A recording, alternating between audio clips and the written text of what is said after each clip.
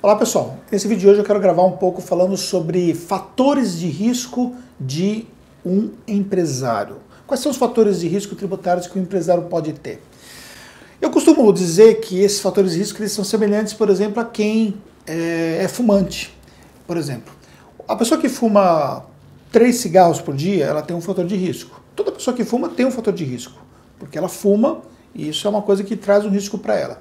Mas o risco de uma pessoa que fuma 3 cigarros é diferente de uma pessoa que fuma um maço, de uma pessoa que fuma, por exemplo, 2 maços por dia. Então esse risco ele vai aumentando significativamente. Dentro da parte tributária, o risco também ele é semelhante assim.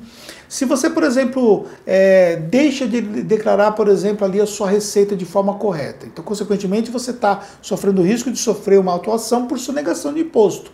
Por quê? Você tem uma receita X e você declara um valor bem inferior à sua receita, um valor inferior ao que é o valor real da receita que você teve. Então você tem aí um fator de risco. O que você precisa tomar cuidado é que quanto mais você vai criando situações na sua empresa que envolvem esses fatores de risco, tanto mais a sua situação tributária fica mais complicada. Porque assim como você, ao fumar um maço de cigarro ali, esse efeito é um efeito que fica ali no seu pulmão e vai perdurando por anos, e lá na frente pode te causar um problema, como um câncer, por exemplo. No caso de uma empresa, nesse exemplo, né, dando apenas uma analogia mais prática para você entender, hoje o fisco praticamente tem 6 anos para poder cobrar aquele débito tributário, porque são 5 anos que ele tem, porém vai ter sempre o ano seguinte, que é o ano do fechamento. Então vamos colocar na prática, vai dar 6 anos.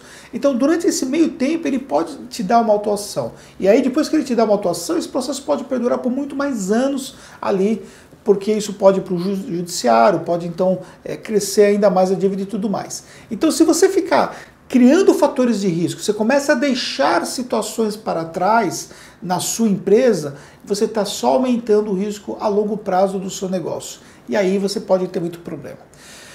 Anos e anos atrás, as coisas eram diferentes porque o fisco tinha que processar manualmente as informações. Então, normalmente ele precisava ir numa empresa para poder fazer um diagnóstico de algum risco tributário que aquela empresa cometeu. Hoje, ele não precisa sair do lugar dele. Ele simplesmente pega as informações que ele tem da sua empresa, processa essas informações de forma bem rápida e já sabe se a sua empresa tem problemas ou não.